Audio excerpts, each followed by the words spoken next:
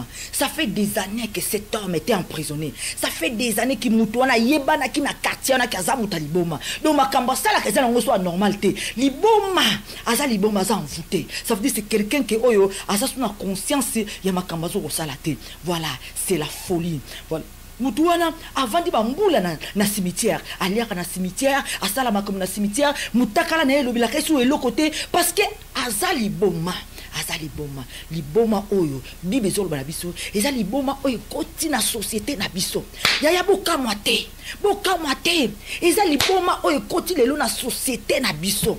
Ezali boma oyo koti lelo na monde. Babi mutali boma, aliaka na fulu, alongola bilamba nyonso, mais a se rendre compte que naza salité, na liaka na fulu, ayebi loko na tandaza bulumbu, ayebi loko na te parce que c'est la folie, parce que c'est l'envoûtement, parce que le diable contrôle les corps. Tant mon diable a contrôlé les autres, il y a une puissance. Tant mon diable a contrôlé les autres, on a une puissance. On est normal parce qu'on a la folie, on a la folie satanique, on a la folie envoûtement. Tu ne comprends pas, mais un jour, tant on gonga na ekokoka. Tango ngonga na ekokoka ndenge ngonga oye kokaki Yesu Masia alekani be na nzela cimetière wana balobi mukolo moko Yesu na ba disciple alekani be na nzela cimetière wana Yesu tali mutaliboma a comprendre qui est l'esprit qui est derrière cet homme, à comprendre banani bakanga muto oyo. C'est aujourd'hui on a tout senga basia mabala. Bon comprendre nanaza derrière combat na libala. Il faut comprendre nanaza derrière bitumano na kati na libala. Il faut comprendre nanaza derrière ma situation au vivre le long. Il faut comprendre, il faut cibler le véritable ennemi on a le baka. Savoir cibler les véritables ennemis. Balobi folie. Mutaliboma. Na kati na cimetière. Akutani na Yesu. Oh mon Dieu. Maman, nazo semble que ère de délivrance ta yokoka. Que le Seigneur fasse sonner la délivrance dans la vie de chacun. Oh, azo landanga na buto alelo. Yaya. Le Seigneur te parle. Le Seigneur te parle. Le Seigneur te parle. Folie. Ça c'est de la folie. Yango izanini. Yango izanini. Basia mabala. Ngako na lobaka na ba makangu te. Ni ba célibataire te parce que bino ba célibataire, bon on a droit aux ba rapport sexuel te. Bino ba makangu, bon ndima ba rapport sexuel ya monde à ténèbres. Mais na solo bana na mwasi alibala. Yaya, ata bolingo na yona mobane mati na 150 degrés. Ata songa libele ko filmer te. Les lots comprendre te. Aujourd'hui tu comprendras pas. Les lots comprendre te. Les lots oizobana bilobela. Bilobela, c'est la folie. Mais les jours que ton chemin croisera le chemin de Christ. Les jours tu connaîtras la délivrance divine. On comprendre et pas ni nos alaki. N'est pas yo comme. Osana kacha folie. Mais bien aimé dans le Seigneur. Moi qui le lingi li solo à boye. Yaya, keba na maloba na yo. Keba na maloba na yo. Keba. Ba mutakalize ye. Yo mo opposé na kacha mondi wana. Keba. Oya ye comme le temps sur l'obézé ayo. Soko sana bonzambete. Soko sana bonzambete yaya. Okokota na ba délire ndenge na ndenge.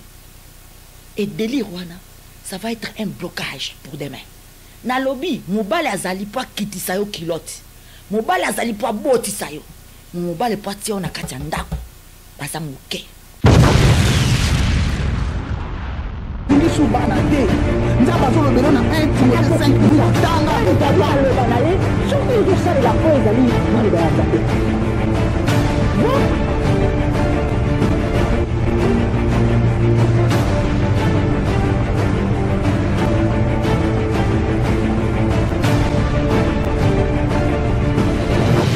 Naleli kimia koma moninga nanga tami solezo monana te na Congo nazelaki na assiste na lapidation nzoka kitema. Oh surpris, Jésus me surpris, agréablement surpris. Jésus m'a surpris. Azabolingwa motema nangai. Alongoli soni nangai. Yema nangai. Bolingwa motema nangai. Yema nangai. Alongoli soni nangai.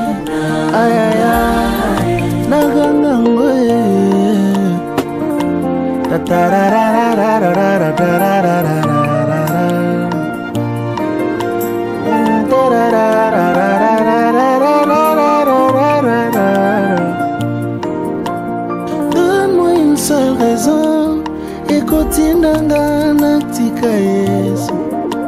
Libala nazanango, ebyango bien eza pona Yesu.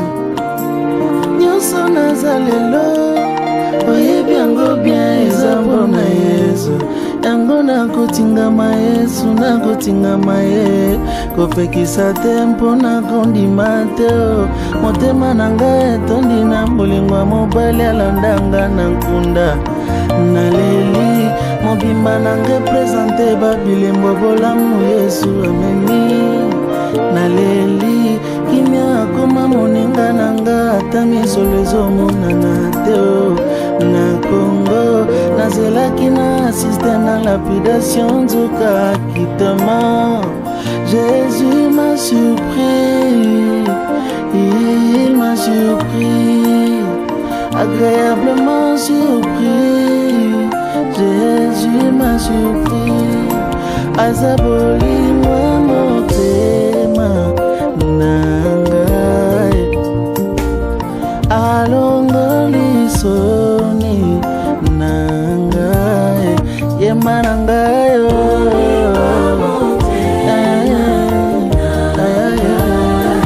Salini nyango.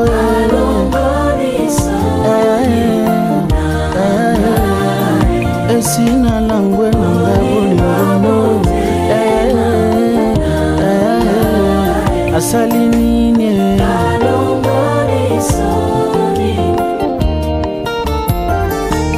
Lorsque j'ai prié, tu m'as exaucé.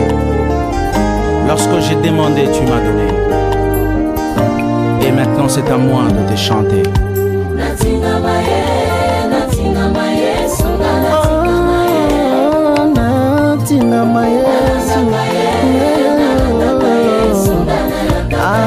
Tabalobi talatina nakotingama nananingama Yesu. Kasi ataba seki tala ndenge tozotingama yo. Ataba fingi tala ndenge nazotingama yo. Wow.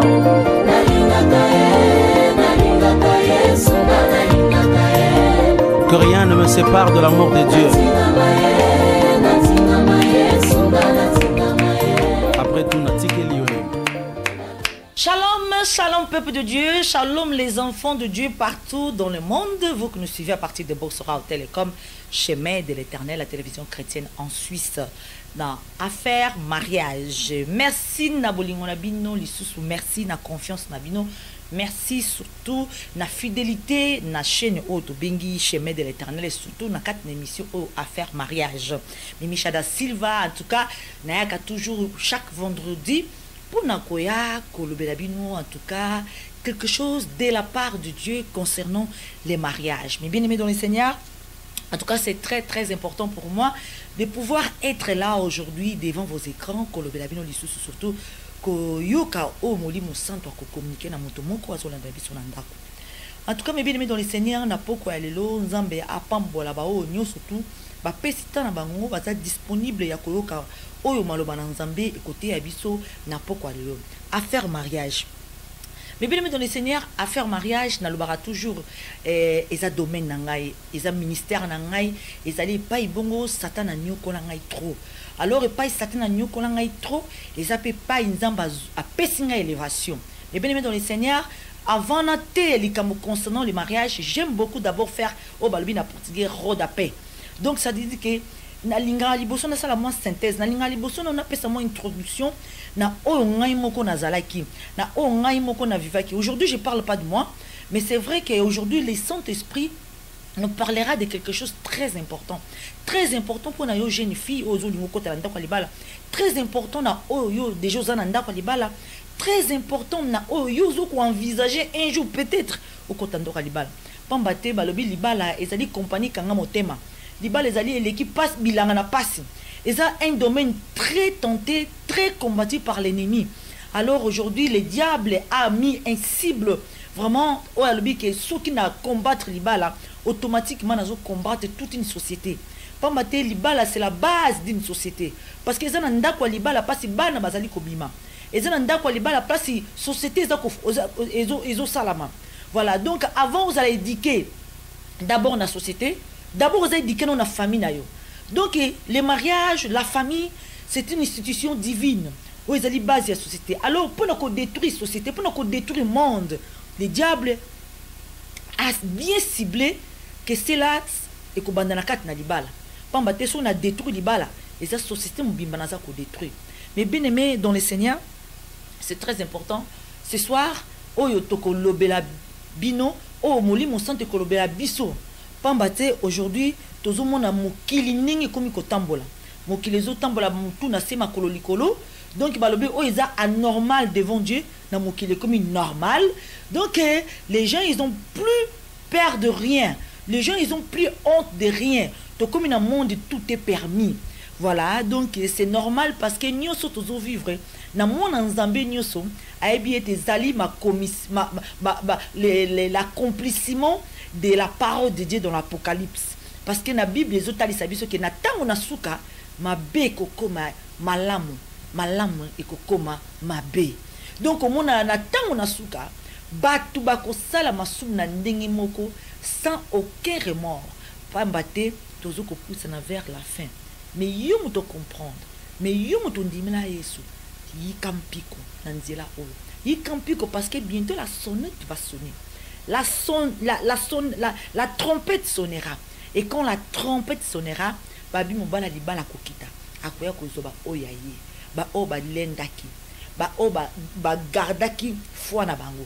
Ba o ba boujaki te. Ba o ba telemaki ngwe. Ba o ba tika kite ke diable a détruit bon moina bango. Ba o ba kangaki ba porti nyonso. Ba o ba zalaki sage. Et puis surtout ba o ba zalaki n'écoute à Saint-Esprit. Mais bien aimé dans le Seigneur, un véritable serviteur ou servante ou bien enfant de Dieu, ils allaient oyo azako sali la maloba ngambe. Mieux l'obéissance que les sacrifices. Voilà, c'est ça la parole. Bible vaut mieux l'obéissance de la parole de Dieu que les sacrifices.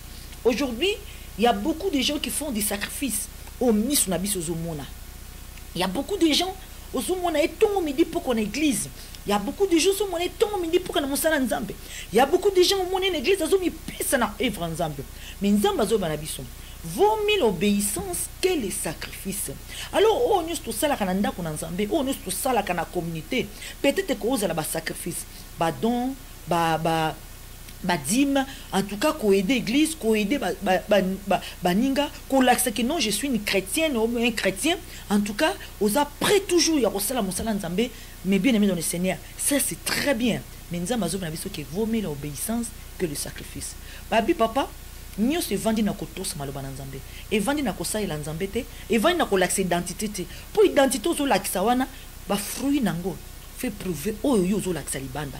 Mais bien aimé dans le Seigneur. Vendredi, en tout cas, tu choisir thème oyo. Parce que le Seigneur m'a vraiment ramené dans cette parole que justifié thème oyo nous avons choisi ensemble avec Saint-Esprit. Balobi libal, point d'exclamation. Ils ont des affaires à CV. Mais bien le Seigneur libal, ils ont des affaires à CV. Lelo na émission lelo affaire mariage. Pambate est très très important. Mais bien dans le Seigneur, bat comprendre que libal est où t'as pas à moutouté. Libal à moutouté m'tapé saka. Libal est où t'as pas à nos côtés, où t'as pas à famité. et utaka soki batumi bale balingani et puis Nzambe atie maboko. D'abord mes bien-aimés dans le Seigneur, c'est une institution bâtie par Dieu lui-même. Babi Adam azalaki yemoko na kat na jardin d'Éden, mais Nzambe asali molonga ni nae Nzamba tie bango na kat na jardin d'Éden libala yango wana. Voilà libala ngolo bake, c'est le Seigneur qui constitue. Nzambe mutape sa libala, Nzambe mutape abongisa likamba libala. Kolukago au gagnant dans la cherté, koluka au gagnant dans manzela mabete, parce que trop tard rozoba retour il y a o izalaki ba application na yo, ba acte na yo, ba œuvre na yo, au kozo retour il y a makambo nyonso oyo salaki ya mabe. Mais bien aimé dans le Seigneur, libala nzambe mutape saka. Aujourd'hui balobi affaire ya mabala ya mukona lelo ezande likambo na CV. Eza likambo na CV balobi libala ezande likambo na CV. Pour la ni lelo tolobi toloba libala esoki ezande likambo na CV. Mais bien aimé dans le Seigneur, parce que aujourd'hui mon client ezotambola bana basi belé. Basi et belé, bazo baby sa ba vie na bango, bazo baby sa ba vie à bana na bango, bazo baby sa ba vie à ba descendance na bango, par rapport y a ba attitude, par rapport y a ba décision, par rapport y a ba comportement, par rapport y a oyo nyonso bazo ko semer na sena moyo oyo. Mais bien aimé dans le Seigneur, c'est très important. Na yo mutu zoko tananda ko na libala, na yo mutu nono balité, et peut-être na yo mutu zananda ko libala, peut-être na yo mutu osala ki ba erreur. Mais aujourd'hui, au lobi tikana na bongisa nzela na ngana Nzambe. Mais c'est le moment d'écouter, qu'est-ce que le Saint-Esprit azol bela biso na ngonga lelo. Yaya na mikona leloko, mukile ko miko tambola na ndenga des autres. Balobi mutu na sema kolo likolo. Donc le monde des autres qui na lire nango, mabe comme malam comme mabe. Mais ils ont des diables ndem mutazo ma vent oyo. Mais aujourd'hui je vais te dire une chose, mes bien-aimés dans le Seigneur. Peut-être ton visage, être un jour dans les mariages. Attention, libala, ils allaient cambo na CV.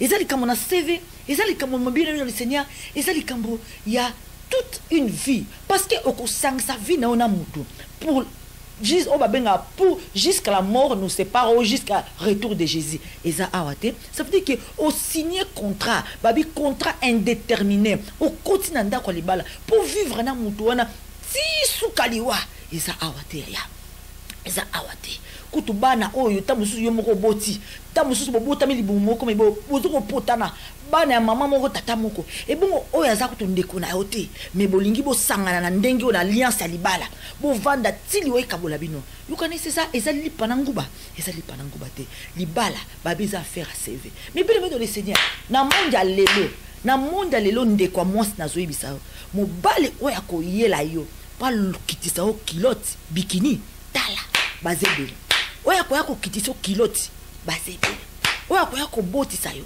bazebele mais oya ko vendre son ndako libala baza muke voilà mais bien dans le Seigneur oya ko yako vendre son ndako libala esengeli nzambe ndatia loboko nzambe ya mandate nzambe asangisa mais bien dans le Seigneur bato bazobosana ke libala uta epa ya nzambe babundela kanango te basala kanango blackité parce que c'est une institution divine, c'est quelque chose de sacré oyo yemoko nzambe na malobane alobi oyo ngai nzambe beti to labi oyo ngai nzambe na sangisi mutu ya mokili akabola te banani na bata mokili eza yona ngai banani wana bata mokili eza basi nyoso oyo bazo yenga wana bazuluka mibali banani na bata mokili mibali nyoso bazo yenga wana o bazuluka basi biso nyoso na sena mokili oyo bali oyo nzamba sangisi muta mokili akabola te lelo affaire mariage babili bala ezandi likambo na CV mais bien dans le Seigneur CV na yo ezana lolengi nini tout à non CV na yo CV no ezandi nini aujourd'hui ozoye baté que comportement na yo ça peut être un blocage dans ton futur. Comportement na yo, ça peut être un blocage. Et tout un blocage na vie na yo conjugale. Comportement na yo, ça peut être un blocage pour na oyo azalaki ya yo destiné oyo nzamba trasaki na nzela na yo ay ba ko kende nzela mosusu parce que ozo baby ça CV na yo mais bien dans le Seigneur. Na bien vendredi passé na betaki li solo ya kwanga ndakisa awa je pense que batebele balandaki na betaki li solo ya kwanga ndakisa balobete kwanga oyo batiaka likolo balongoli makasa mutu nyoso azoya kofina basomba angote babenga ngo ndakisa otandi kwanga ndakisa basomba angote tant tant moutaza na besoin somba kwanga somba oya makasa mais oya bakeni ki likolo wana ba somba ngote. Aujourd'hui la vie de beaucoup de femmes est comme kwanga wana ndakisa. Tozo comprendre bino, tozo comprendre, on comprend tant aux a envoûté. Tant aux a envoûté. Nous sozo sala poda yo wana eza normal. Bilobela wana eza normal. Eza po longwana soni maman. Eza po longwana soni. Bilobe wana eza normal to comprendre. Tozo comprendre yo. Quand y a on a le baka basia mabala na bete la kabino c'était. Basia mabala na bete la kabino c'était yaya. Ce qui mutazo ko déranger couple na yo. Kende ko cibler qui est cette démon qui se cache derrière. Koluka guerre charnelle parce que ça sert à rien. Koluka guerre à malobate ça sert à rien. Koluka guerre ya kulanda ma tongi tobi ko boka bamboke là ça sert à rien. Wana eza lokola ni tozo luka oboma moto na mai. Ça sert à rien. Il faut cibler spirituellement quel est cet esprit qui anime cet homme ou cette femme ou azo ko déranger les bala nangai. Parce que bato wana bakuta makana ba position wana ils se rendent pas compte. Les longs de tozo ils se rendent pas compte. Pour na eza normal. Tout est normal. Eza normal. Kasi mukili ezo tambola lolenga bongo. Oyo nana comprendre nzambete akotambola rappel lolenga bongo. Akomona yango normal. Mais ba oyo ba comprendre nzambe. Ba se comprendre que c'est pas normal. C'est pas normal. C'est pas normal. Ba makambo ezo sala. Oui, exactement c'est pas normal. Mais oh nyoso eza normal te. Diable a comme ça rango normal. Na miso ba o bazana nzambete. Oh nyoso eza normal te. Diable a comme mo tina suka. Akomemo tina suka. Akokomisa o na suka. Akomemo na ba délire ndenge na ndenge. Parce que aux envoûtés. Parce que tu es avec lui. Parce que tu es son agent. Parce que tu travailles avec lui. Parce que tu n'as pas compris que Yesu a koufé la kina mukili. Ponayo, ponangai. Tu n'as pas encore compris. Tu n'as pas encore compris mes bien-aimés dans le Seigneur. Non, non comprendre. Mais jour où surtout qu'on a pongi na yo. Jour nzamba au salo grâce au surtout que bien. Eh, kakanga yo. Na mano ko sala makambo wana. Isaka ngayo. Non, c'est pas possible. Isanga été, na konti mama makambo c'est ça. Mes bien-aimés dans le Seigneur. Balobi na kat na histoire na kat na Bible. Il y a toute une histoire il y a mutaliboma oba avant d'arala na cimetière. Aliaka biloko salité, asala ba n'importe quoi na kat na cimetière. Batu ba heba ki oyo mutu na liboma, mutu esala ka bien te, makamba sala ka za normal parce que za mutu na liboma. Mais le jour que cet homme a rencontré Jésus-Christ de Nazareth, Yesu a comprendre que cet homme est emprisonné. Moi na mobali oyo bakanga ye na prison. Makambo nyonso salaka eza yete. C'est d'envoûtement. C'est le Satan qui a kota na nzoto wana, azwa possession nzoto wana. Akoma ko sala misala na kati na nzoto wana. Na yebisa bino une dernière fois que Satan c'est tout c'est un esprit. Nzamba c'est esprit, Satan pas esprit. Pour agir, azana besoin nzoto. Nzambe pe pour agir azana besoin nzoto. C'est-à-dire maman, tala nzoto na yo. Ozalaka ja nani? Talabi misala na yo na sena moyo oyo. Ozalaka agent ya nani? Regardez tes œuvres. Ozalaka agent ya nani? Attention. Balobi boko yeba bango na misala na bango. Ato bomba mindenge nini oko yebana na misala. Misala ndeko biba ke yo ozaya ngambo. Mais regardez cet homme beaucoup des années dans les cimetières. Azala ki fou. Tala mutaliboma asala ranini. Peut-être akolong la bilamba nyoso. Babi mutaliboma sa bilamba. Est-ce que yaya baiki na sa bilamba? Ayeba kite mutakalo yozo tanda wana yaya. Ozomo na normal, c'est la folie. C'est la folie satanique. C'est l'envoûtement satanique. Pour toi c'est bien. Ah ben oui, c'est normal. Osa envoûté. Ngai siko une personne qui tant ozo ko combattre nga na otala nzoto na yote. Na otala ki mbinga na yote na otala ki mwasi na yote. Ozo ko combattre ngai na otala ki mobali na yote. Ozo ko combattre ngai na otala ki mwasi na yote. Mais je vais sonder l'esprit qui est derrière toi. C'est lui que je dois combattre. Et à ce moment-là, et c'est le coup de le monde. Bah comme que ça, ma cambonio soit folie. Mais bien, c'est autant à verser, c'est la réalisation, ce qui est possibilité, ça dit. Tout y a verset biblique, oh yes, Masia, à Kenda Kokutana, na mutaliboma, na cimetière.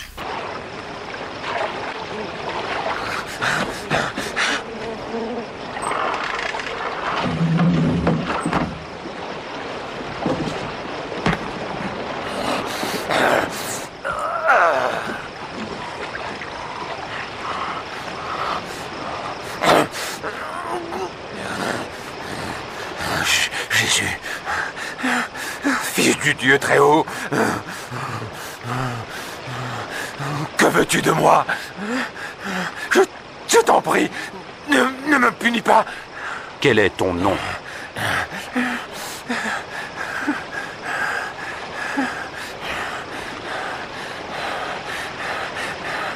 Légion, nous te supplions, ne nous jette pas dans l'abîme.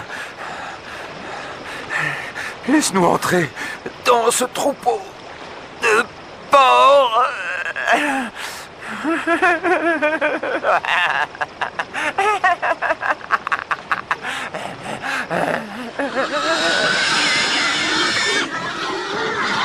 Hé! Revenez! Arrêtez! Arrêtez! Et les démons sortirent de l'homme Revenez! et entrèrent dans les porcs.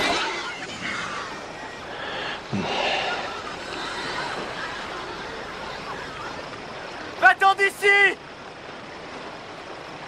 Magicien! Va-t'en! Laisse-nous en paix! Va-t'en! Va-t'en d'ici! Je veux te suivre partout. Laisse-moi t'accompagner. Voilà mes bien-aimés dans le Seigneur. Vous dites qu'on l'a dans l'isolo bibliquement. Ok, Jésus-Christ est parti dans le cimetière à Monimuto na Liboma. Ça fait des années que cet homme était emprisonné. Ça fait des années qu'il moutouna yebana ki na quartier na kazamuta Liboma. Donc ma kambasa la kaza ngo soit normalité. Liboma, aza Liboma za envoûté. Ça veut dire c'est quelqu'un qui oyo aza suna conscience ya makambazo ko salate. Voilà, c'est la folie. Voilà.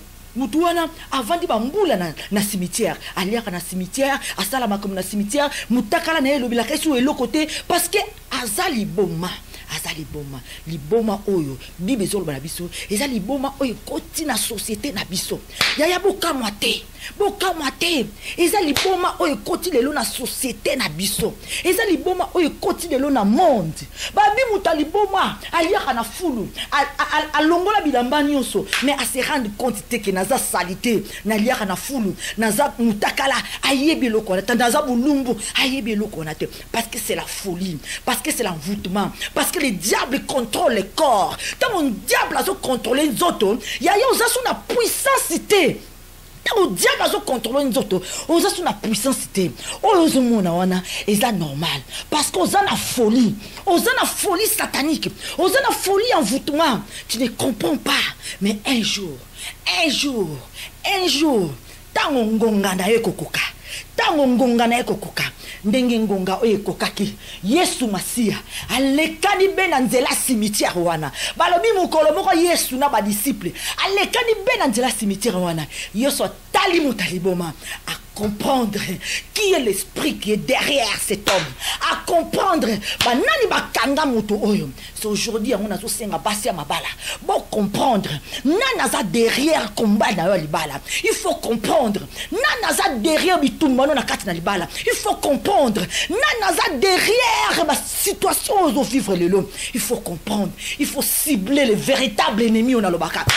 Savoir cibler les véritables ennemis. Balobi folie. Mutaliboma. Na kati na cimetière.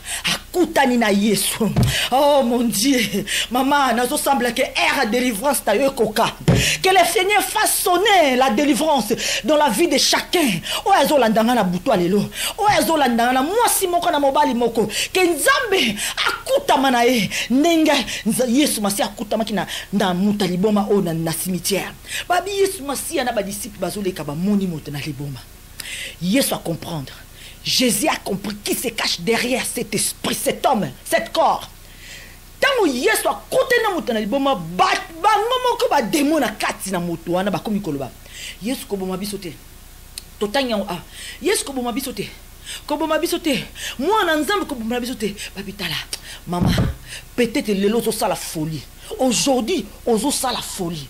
ozosala ba n'importe quoi oyo ezokomeme ba obstacle oyo ezocompliqué vie na yo parce que nano okutani na yesu te nano okutani na bademo baza kati na yo nano bakutani na yesu te pour le jour oyo bakokutana na véritable bango nde moto bakoganga bango nde moto bakosenga babima mais bien aimé dans le Seigneur babi yesu akutani na moto aliboma wana akutani na ye bango moko bakomoganga mwana nzambe koboma biso te kosala biso mabete tinda biso atana bangulu oyo parce que bayebaki ete soki balongwe na nzoto ya moto alibomana bakokoma mitelengano bamilimo bakokoma mitelengano bakozanga place ya kovanda parce que bango balingaka bandako lokola banzoto na biso pour baya kovanda bible lobi notre corps c'est le temple du Saint-Esprit ba péché auto sala car il y a contre notre propre corps nyoso ezali adultère impudicité sexuelle eza ba péché contre notre propre corps toza ko sali nzoto na biso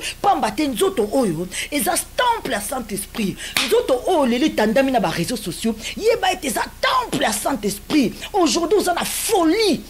Ça c'est une folie. C'est une folie. Ils allaient folie satanique. Ils allaient folie satanique. Pambate.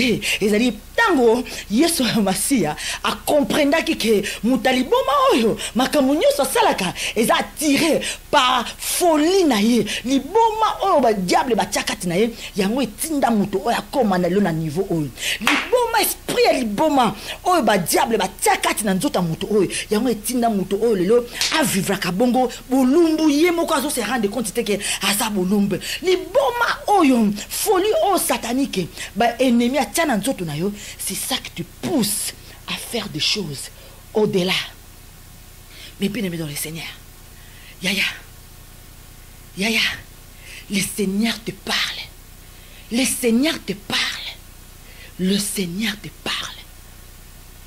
folie ça c'est de la folie yango ezanini yango ezanini basi mabala ngako na lobaka na ba makangu te ni ba célibataire te parce que bino ba célibataire bona droit aux ba rapport sexuel te bino ba makangu bondima ba rapport sexuel ya monde à ténèbres mais na solo bana na mwasi alibala yaya ata bolingo na yo na mobali ne mati na 150 degrés ata songa libele ko filmer te ko tia ngo na ndatel na ya mobali na ote parce que oyebi place mobali na tambola te sala attention ezanini c'est quoi cette folie tout ce comprendre au moins mutu tanga za na kati na folie ata zo sala mabe ata mukelezo mona ye aza normal te mais pour na ye aza normal bilobela o ba benga bilobela mwanza to ebe eza folie yaya eza folie ça c'est la folie babi mutaliboma makamba salaka banaka te makamba lobaka banaka te aza mutakala ayebaka te aza na folie satanique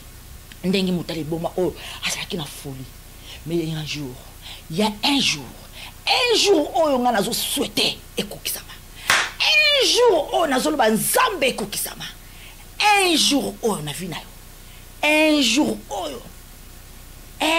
oyo Yesu Masia akutanaki na mutaliboma c'était un seul jour où le Seigneur a compris qui se cache derrière cet homme.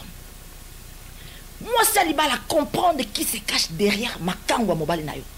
Moi salibala comprendre qui se cache derrière l'infidélité de ton mari. Moi salibala comprendre qu'est-ce que le diable veut. Basi wana bayaka na toute une seule mission. Mission na bango izalaka ba yé. Ba tie trouble. Souka soko kokite. Soko réagit dans la chair au kokopete. Soko réagit dans la chair au kotika. Au kokate. Tango otika. Mais botala souka na bango. Basi yango batika la kana mibali yango te. Abundisi mobali oyo. Patika mwasi na ndako banda des années. Mais jour mwasi ndako ako lâché. Okoma mwa mobali wana aokende ko bala mwasi wana pete. Omona lobi ake olinga mwasi mususu. Mais oyo bandaki ko oza cause ya divorce ya bango akobala epete. Mission accomplie. Omoni mission na bango bayelaka mission na fongola mission mwasi libala. Fongola mission. Yaya na ebisi yoko valeur à mwasi mukile lobi valeur à mwasi za na ndako libala. Minga mimisha na lobi selon la parole de Dieu. Valeur à mwasi eza na bonzambe. Yaka na bonzambe. yaka na bonzambe yaya yaka na bonzambe balobi Yesu Masiya tango a s'adresser na milimo o bazalaki na kata mutana liboma batu wana bakomi kosenga Yesu ko boma biso te tinda biso tana bango délivrance salami milimo wana baké na bango automatiquement mutaliboma wana a se rendre compte que naza mutakala naza bolumbu. Qu'est-ce qui se passe? Nazalaki wapi nini ekomeli ngai. Ça fait des années que Satan a kangaki nzoto oyo akomisi yango tina kati ya folie. Mais jour Yesu Masiya ayaki kokangola mutaliboma oyo mutaliboma comprendre que nazalaki na maboka monguna nazalaki na maboka Satana. Lelo zo comprendre te. Aujourd'hui tu comprendras pas. Lelo ko comprendre te. Lelo oyo bana bilobela c'est la folie. Mais les jours que ton chemin croisera le chemin de Christ, les jours tu connaîtras la délivrance divine.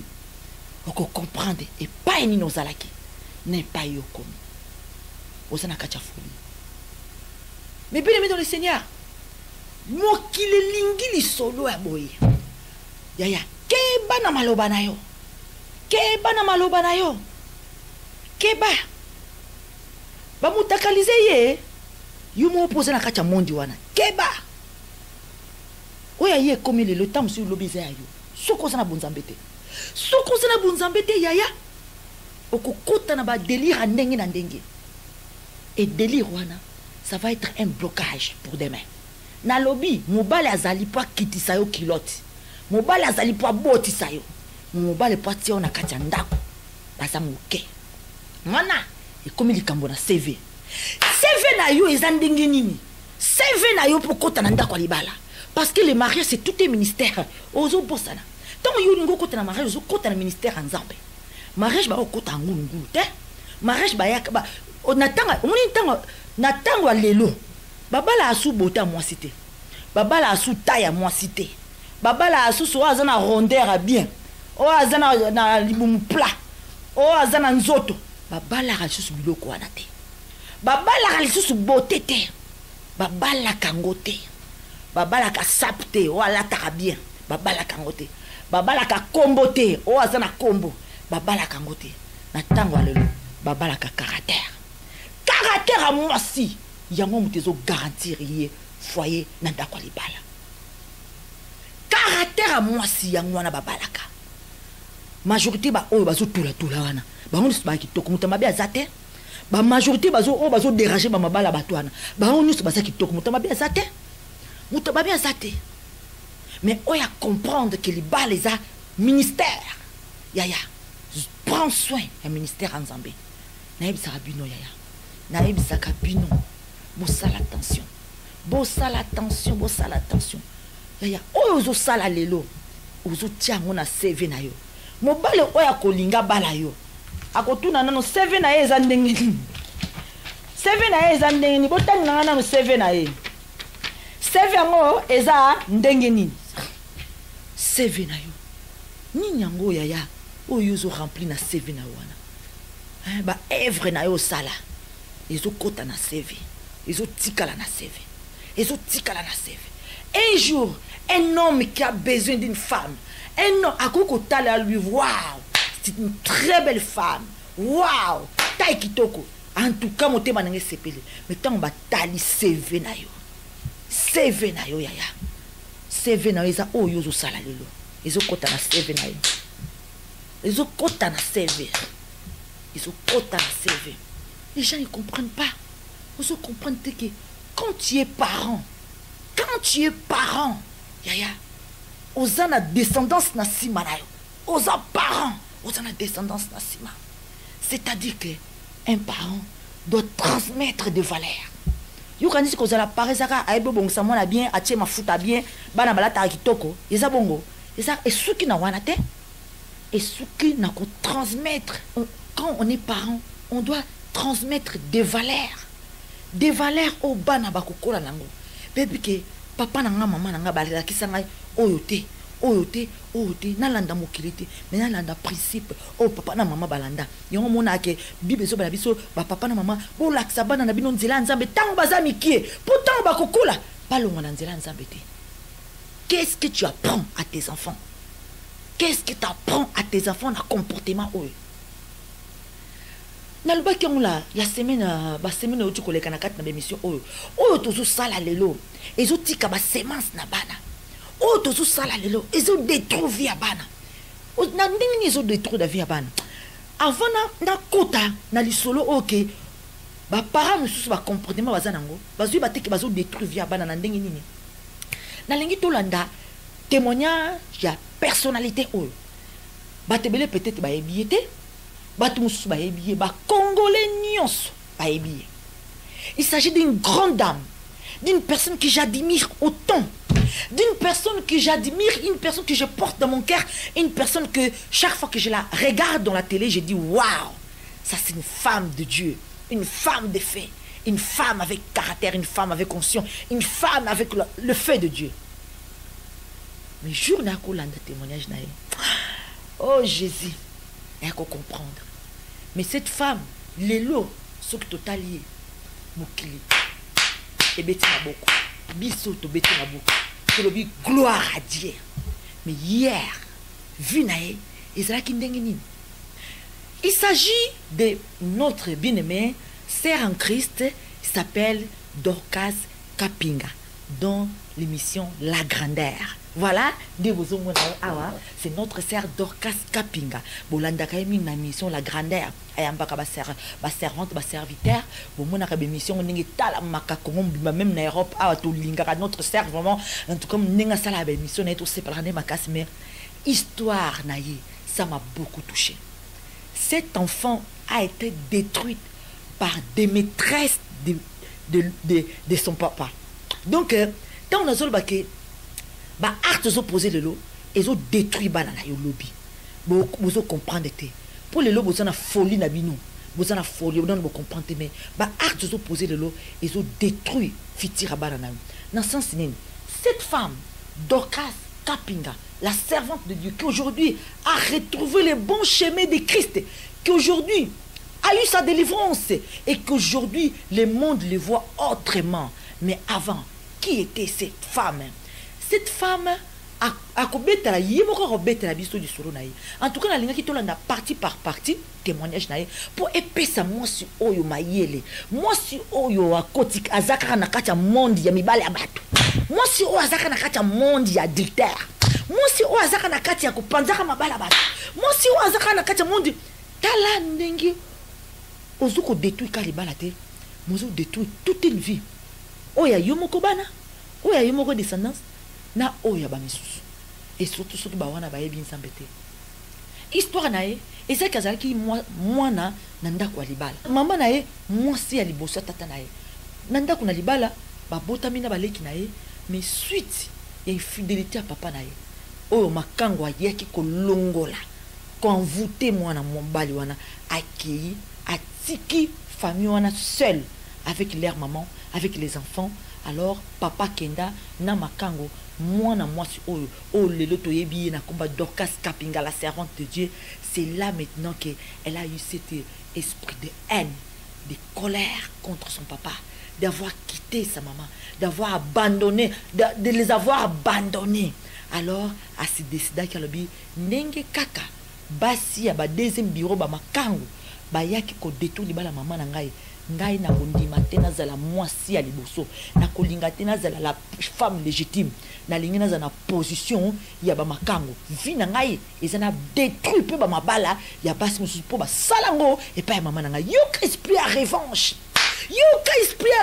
notre sœur Dorcas Kapinga azalaki na ngo tanga sokokola pona nini à cause de femmes à cause de toi femme ozana monde wana à cause ya oyo zoko sala lelo de détruire la vie de beaucoup de gens. Mwana oyo akoli na esprit à revanche wana. Tango tozo loba, balobi maloba na biso za na pouvoir. Le diable entend et la concrétise. Mwana oyo, le temps akoli mobali pa ye mobali ya bata bina otika te bango nde baonga na lingi alors abandi ko chicoter basi ya mabala pona nini parce que ye moko aza résultat ya conséquence ya divorce oyo bino basi oyo bosana banzela na bozoko luka yaya tu détruis ta vie de tes enfants et la vie des autres. Le Seigneur t'appelle. Le Seigneur a besoin de toi. Diable a tellement mauvais que akobanda ko memo kara de gloire en gloire. Omoni yo bando keneka de gloire en gloire, de gloire en gloire, ce que comprendre te. Koza la kata li yungulu na ye. Oza na kati na mundi na ye. Akomemo de gloire en gloire. Par gloire wana ya bonzambete ya mabesiko. Et pas ici quoi que ne tina sukanango. Oko comprendre. Et j'aimerais papa, maman, faut pas laisser le temps.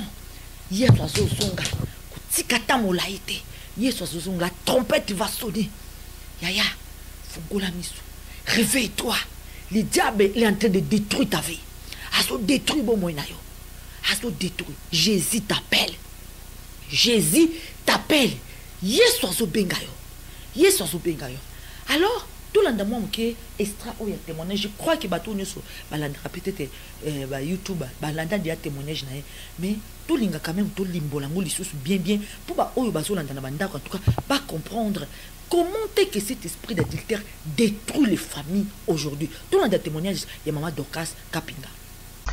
Ben, shalom, shalom peuple de Dieu. Moi je suis maman Dorcas Kapinga, Mema, présentatrice de l'émission Ta Grandeur sur B1 Télévision. Alors je suis honorée que cette émission ait pensé à moi, hein, mon histoire, ma conversion, parce que ben, j'ai aussi une histoire avec Jésus. Je ne suis pas tombée du ciel, je suis passée également par la conversion. Le Seigneur m'a ramassé de quelque part et là il est en train vraiment de marcher, de m'amener vers ma destinée. Alors mon histoire, j'ai une très grande histoire avec Jésus, mais je vais vous épargner quand même de l'histoire de mon adolescence. Je vais vous épargner comment j'ai grandi avec les réalités et tout. Mais ce qui est beaucoup plus important, c'est lorsque je suis arrivée à une certaine étape de ma vie, partant avec ce que j'avais vécu dans mon enfance, j'ai manqué l'affection paternelle parce que mon père m'avait abandonné. J'avais 3 jours de naissance seulement parce que j'étais une fille et que lui, il voulait avoir un garçon. Alors, tout est parti de là. J'ai grandissé en 6e primaire lorsque j'ai appris la vraie histoire de ma vie, c'est-à-dire le père qui prenait soin de moi n'était pas mon papa, mais j'ai vu le mien pour la toute première fois. J'étais en 6e primaire et quand on m'a relaté finalement l'histoire, l'abandon, qu'il a été la cause finalement de cet abandon, j'avais déclaré des choses. J'avais dit des choses. J'ai dit, ben finalement, moi là, je ne veux pas me marier. Je ne veux pas me marier et s'il arrivait que je puisse vivre avec un homme, ben ça sera un homme marié et je vais occuper seulement la 2e position. Ce qui veut dire je serai la 2e femme. Je l'ai dit comme ça, j'étais enfant, mais je l'ai dit sous la colère, sous la tristesse, sous la déception. J'ai fait ces déclarations, ne sachant pas que la Bible dit que la vie et la mort sont au pouvoir de notre langue. Alors moi j'ai déclaré et j'ai continué ma vie normalement. J'étais un peu turbulente, têtue, insupportable, insolente. Voilà, des fois les gens regardent maman Dorcas, elles pensent qu'elle est tombée du ciel, comme je l'ai dit. Donc j'étais dans l'alcool. Vraiment, je prenais l'alcool. Je prenais l'alcool, mais pas en excès, hein, mais je prenais l'alcool. Et je fumais aussi. Hein, cigarette, ça faisait un peu genre une fille là, voilà, hein, un peu des Yankees. Et comme disent les Quinois, pour ne pas être Yuma, donc j'étais vraiment dans l'alcool, j'étais là dans la cigarette et je me bagarrais également beaucoup. J'étais une bagarreuse. Je ne sais pas, d'ailleurs, je ne m'habillais pas comme une femme. Voilà pourquoi je les récupère aujourd'hui. Quand le Seigneur restaure ma vie, j'aime le pagne parce que ça fait de moi une vraie femme.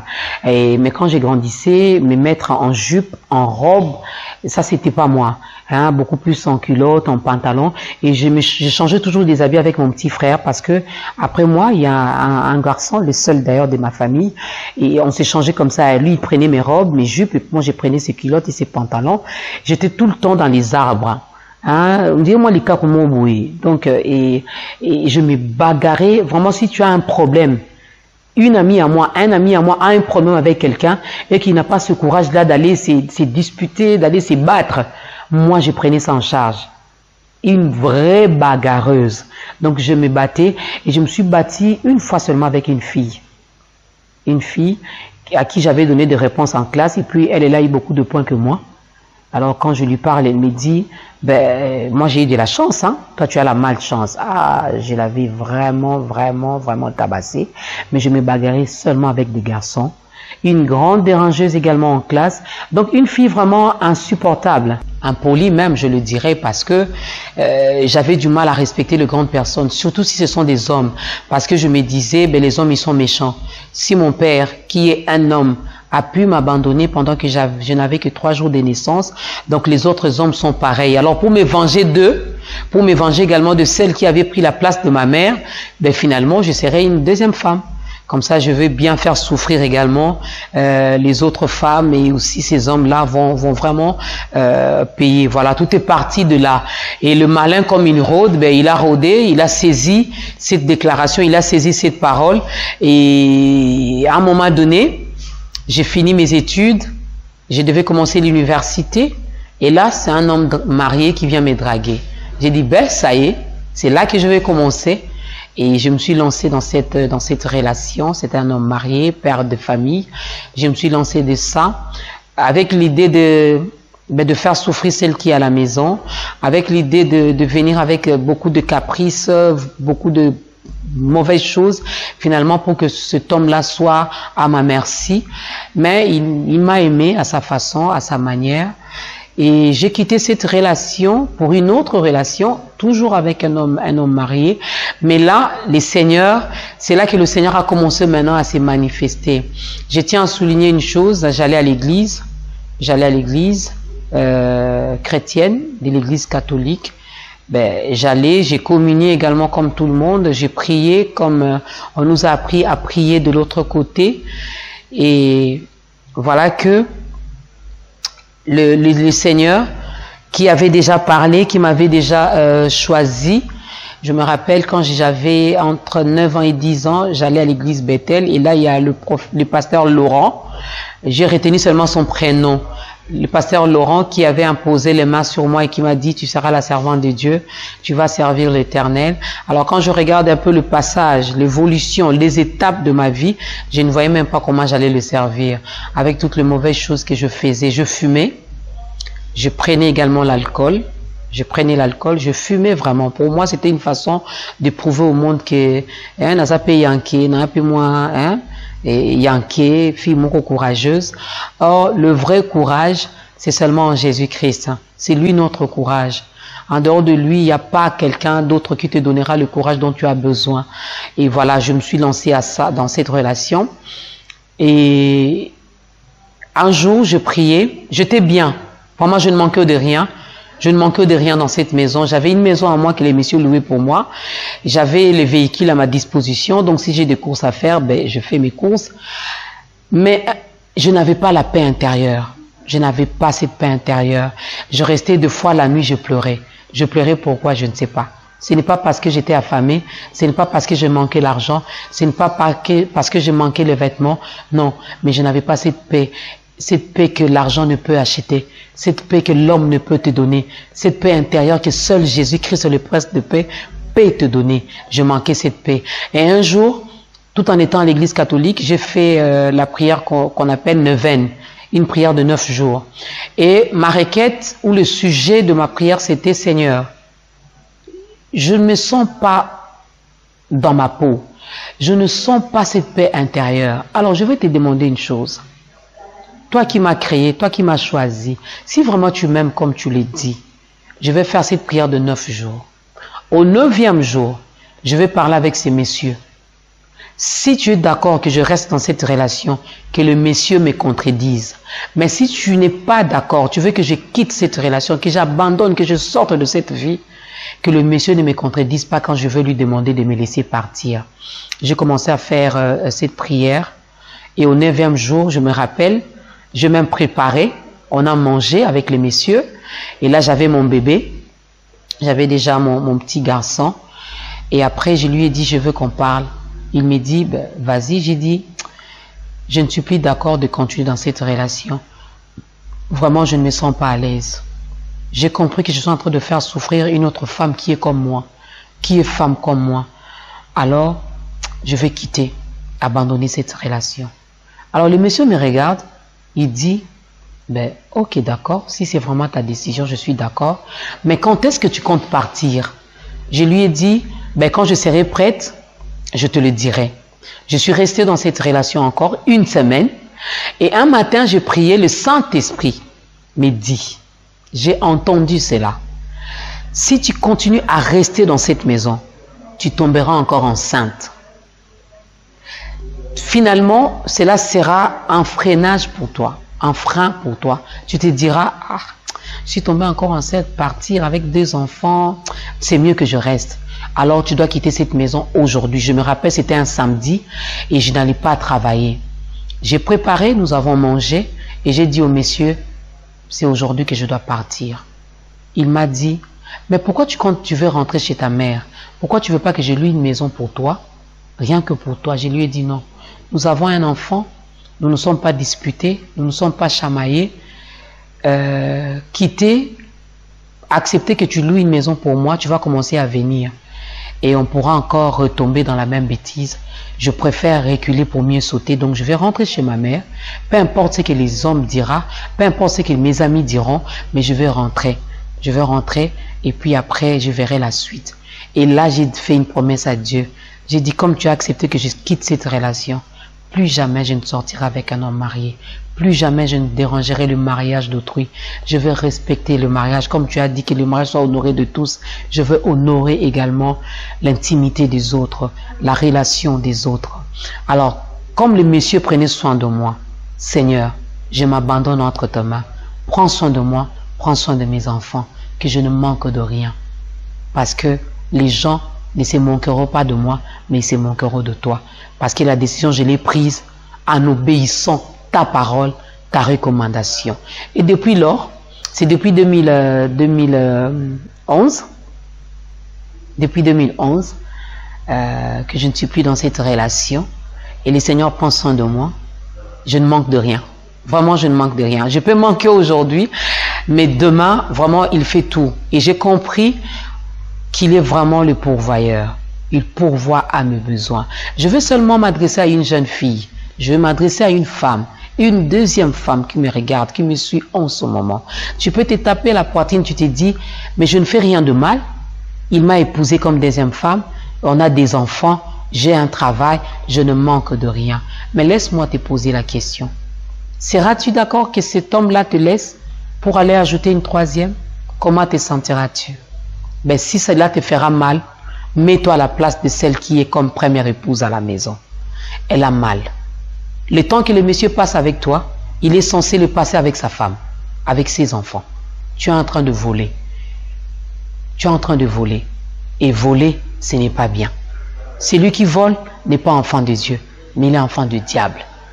Alors donne ta vie à Christ. Je sais que ça sera vraiment difficile. Parce que même certains de mes amis m'ont dit, tu es habitué à prendre du lait, tu es habitué à rouler dans une voiture, tu es habitué à ceci, à cela. Tu sais que tu manqueras tout ça. J'ai dit oui, je sais. Ça n'a pas été facile. Je ne veux pas te mentir pour te dire, abandonne directement, le Seigneur prendra soin de toi. Non, ça sera difficile, mais reste attaché à Jésus. Tu verras que ça sera facile. Aujourd'hui, je roule dans une voiture, ma voiture à moi. Je n'ai de compte à rendre à personne et je bénis l'Éternel. Alors, jeune fille, peu importe les réalités que le monde te présente, sache que ces réalités-là ne sont pas la vérité. Ce ne sont que des réalités. Ce ne sont que des choses qui passeront. Aujourd'hui, on peut t'acheter un téléphone. Ça va s'abîmer, on peut te le voler. On peut t'acheter une maison. J'ai vu des gens, des nantis qui sont morts et qui ont laissé des villas. Personne n'ira en enfer ou au ciel avec la voiture, avec les vêtements, avec des maisons, avec des villas, avec tout ce que tu cours là derrière. Non. Mais tu auras des comptes à rendre toi seul devant ces dieux. Gloire à Dieu, le Seigneur est vivant. Le Seigneur est vivant. Regardez-moi cette femme. Oh, hier, tant azozwa mibala batu réputation baby peut-être réputation mabe batu ba mona ki bayeba ki kazaki lokwa mwasi mobali mwasi molende afimaka cigarette identité mabe na kati na mibali kozwa kabi mais mibali batu mais aujourd'hui regardez mais tant total à maman Dorcas Kapinga yo lobana yo mona ndako tongo talakaye tu dis non ça c'est une femme forte na mokilité longola kombo na femme forte longola ngo femme forte za mokilité longola ngo ba bêtise zo sala makame zo mi bengo femme forte tika wana za ngo ki femme forte te yaka ko comme femme forte dans le Seigneur mais bien dans le Seigneur aujourd'hui le monde mokili lingare zo sujet le monde est sur sujet mutumbimbazo beta maboko mutumbimbazo sepela bazu sujet koloba sujet matongi ndenge lobby histoire ya couple d'asive ezaki sujet ya sujet matongi sujet ko seka sujet monkeri na kati na bandako bato et comment qui théâtre de chez nous mais bien aimé dans le Seigneur balobi ata e umeli tongo esuka ka sekotana ata e umeli mais juste nzambe kokisama toujours mais bien aimé dans le Seigneur yo muto zwaka to zwi lelo mais na yebisi oke ata lelo Satan a BBC réputation na yo Dieu est capable de les restaurer. Dieu est capable de changer ton identité. Dieu est capable de le changer comme le Seigneur a changé l'identité de cette femme adultère. Femme adultère, cette femme adultère connue dans la société. Donc on comprend que quand le diable te prend dans ses bras, combien de gens naïe, à cause ça le a dit à combler au nanios. Elle avait tout, hein. Elle avait une maison, elle avait des voitures, elle avait des biens matériels. Mais elle sentait qu'en elle, il y avait un vide. Ata lelo zolobate. Ata lelo zosala que comme si tout va bien. Dedans de toi, il y a un vide. Il y a un vide, Yaya. Il y a un vide. Bando banda kosa la vie wana. Ozwani, qu'est-ce que tu as déjà pris? Qu'est-ce qu'ils ont comblé? Pourquoi? Pourquoi persister? Pourquoi continuer? Pourquoi? Pourquoi? Ce que tout le monde a deuxième partie, balobi et pas ya eko comprendre. Tant à comprendre, tant à zulu le balanzambe, tant à yoki, tant à nzamba, Saint-Esprit saisir, tant à comprendre la grandeur de Dieu, à comprendre que Yesu Masia a yela ki bato alulengi wana. Yesu Masia yela ki bato alulengi lokola yo. Yesu Masia yela ki na mokili na bato alulengi lokola ngai mimisha. Yesu Masia ayela ki na mokili na pona bato alulengi lokola mama Dorcas Kapinga. C'est pas encore trop tard. Dieu t'appelle. Dieu t'appelle. Mokili ko changer jamais d'identité na yo. Poto oyo na ebisi yo, poto oyo. Yaya, poto oyo so lingo sambwa bien. Bandaka ko toucher pa ya bato. 1 2 3 pas ba clôturer CV na yo. Otikali na CV ya mabe. Mais je vous dire que ata lelo diable a commis si CV na yo salité à l'olengi nyos. Il y a qu'un seul nom. Il s'appelle Jésus-Christ de Nazareth qui est capable de changer ton identité. Ata lelo Satan a BBC réputation na yo. Dieu est capable de les restaurer. Dieu est capable de changer ton identité. Dieu est capable de le changer comme le Seigneur a changé l'identité de cette femme adultère. Femme adultère, cette femme adultère connue dans la société, une femme adultère, une femme de mauvaise vie, une femme que les gens ne voulaient même pas s'approcher, une femme une femme rejetée par la société, une femme adultère, une femme adultère. Une femme que le jour qu'il a compris que Christ peut changer mon identité, il se jeta dans le pied de Jésus-Christ. Il plaira. Et le Seigneur a dit, femme, tes péchés ont été pardonnés. Mais bien aimé, le Seigneur a besoin de toi. Zambazana posanayo a commis une femme forte. Une femme mukili ezako finga, une femme mukili ezako chola, une femme mukili ebindumba plus. Oh, comme une grande servante qui témoigne l'amour de Dieu, qui témoigne la fidélité de Dieu. Dieu a changé l'identité de cette femme. La femme adultère a commis servante de Dieu à côté de Marie, à côté d'Isabelle. Moi si wana, oya bande kolata ba mini jupe, abane kotika peut-être mon lumbu na libanda. Oh société nyoso ba yeba ki ba partie na intime. Oh ba tu nyoso ba yeba ki nzoto. Mais le jour qu'a kutana ki na Yesu Masia, et le Seigneur a changé l'identité de cette femme.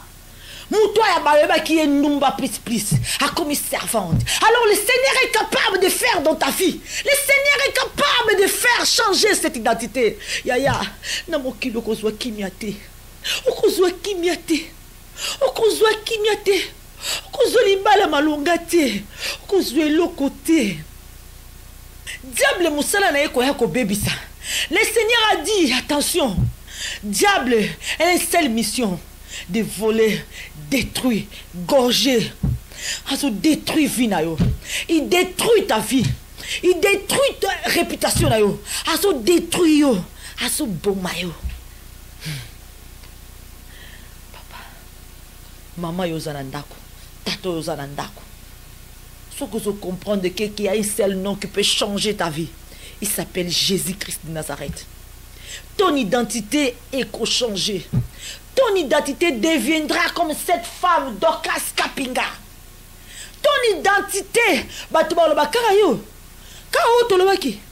le monde va s'étonner. Quand le Seigneur commence à agir, le monde s'étonne. Quand le Seigneur commence à agir, parce que Yesu est là qui bat ta salité. Yesu est là qui bat ta malamute. Ce qui est là pour battre malamu Yesu akufa te. Yesu akufa ki pona bato mabe. Yesu akufa ki pona ndumba oyo. Yesu akufa ki pona Satan, pona sorcière oyo. Yesu akufa ki pona moyibi oyo. Yesu akufa ki pona mutalukuta oyo. Yesu akufa ki pona biso bata masubu. Seigneur est capable de changer ton identité. Donne ta vie à Christ. Donne ta vie à Christ. Tout simplement donne ta vie à Christ. Donne ta vie à Christ. Pisaka kabomo inaona nzambe okomona onzamba osalela yo. Pisaka kabomo inaona nzambe okomona opesi nzamba komema yo. Esengeli salite na ebima mokili ba eba o pourtant nzamba ko toucher mokili kamwa yo. Mais osenga yo sala pa epa ya nzambe. Ezosenga yo sala pa epa ya nzambe. Aux la folie d'abord. Ça c'est la folie. Ça c'est la folie. Tout simplement la folie satanique. Mais le Seigneur est capable de délivrer. Le Seigneur est capable de te transformer. Le Seigneur est capable de te faire ce que le monde ne savent pas encore. C'est quel est mon Zambé. C'est quel est mon Zambé. Ouais qui n'a mon kilikotika motote. Oya kina mokilika ko yimba oya batute. Oya kina mokilika apona ko botela mibala batute. Oya kina mokili poza la matabisite. Mais oya kina mokili poza la yomoko. Acteur ya destiné na yo nzamba pesao. Mais c'est le temps de faire un pas à l'Éternel. C'est le temps de chercher Dieu. Parce qu'il est là, il t'entend tout simplement. Yesu abibo ye pa inanga bino nyoso bato na maladie. Ndenge ngai mimisha nazalaki moto na maladie. Ndenge ngai mimisha nazalaki na moto nazanga kimia. Ndenge ngai mimisha bata mokili balongola ki ngai kimia. Ndenge ngai mimisha nazalaki epa ya kokimila te soki na makola Yesu te. Aujourd'hui je t'invite, sauver pour sauver. Nazo ebisa ye pa na Yesu rozwa nyoso. Mon frère, ma sœur, tu me regardes. En Jésus-Christ, il y en a tout. La folie à Satan, on est capable à nous, on comprend. On est capable à nous, on comprend. Tous on comprend bilobela, tous on comprend malobana, tous on comprend parce que c'est la chair, c'est la folie satanique. Moza ekela mo nzambe. Oza ya mutu abatu ya nzambe. Nzamba ela ki na mokili pona batalo lengo. Nzamba lingara tina te ekoma tina. Balabi tina te yango nde mte koma tina. C'est le moment. C'est le moment. Bozé belé bozo landanga na butwa lelo. Bozé belé c'est le moment. Tout simplement je dis c'est le moment. Le Seigneur viendra bientôt. Balabi femme adultère akoma ki servante. Femme adultère akoma ki servante. Et Dieu est capable de faire dans ta vie. Car le Seigneur a le projet de bonheur pour toi et non de malheur. Le Seigneur a des projets de bonheur pour toi. Quel que soit Ezali, ma conséquence, il y a ma Artignon s'opposa. Seigneur est capable de l'effacer. Elle est capable de l'effacer. Zamba Zambé. Akotika la Zambé. Alléluia. Que le Seigneur vous bénisse. Zamba malamu. Zambé aza malamu. Zambé malamu. Zambé malamu. Zambé malamu. Malamu malamu. Zambé Zambé malamu. Zambé malamu. Zambé malamu. Malamu malamu. Nathalie Bamoy nanga, Nathalie libota nanga nalobi oza malamu malamu malamu. Nazala kanzoka ya kokufa, mokonzi osekwisanga, solo yoza malamu malamu malamu. Zambe Zambe malamu, Zambe malamu, Zambe malamu. Malamu, malamu. Yesu bolingo, Yesu bolingo, Yesu bolingo, bolingo, bolingo. Bolingo na etu ndinga motema, yango na yembi na nzembo. Yesu yonde bolingo, bolingo, bolingo. Na benga ya na kombo nini ya, jilo yoza malamu. Yesu yonde bolingo bolingo bolingo Yesu Zambe malamu malamu malamu.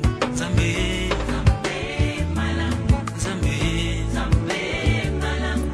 Ah Zambe malamu malamu. Zambe malamu mingi. Zambe Zambe malamu.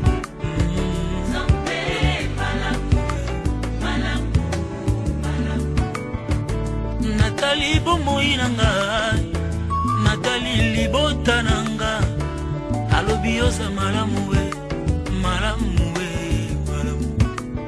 Azalaka nzoka ya kokufa, mokonzi osekwisanga, solo yoza malamu malamu malamu. Zambe Zambe malamu. Zambe Zambe malamu. Ah Zambe malamu malamu. Zambe malamu mingi. Allez, surtout tout ça, la foi, les amis, moi, les gars,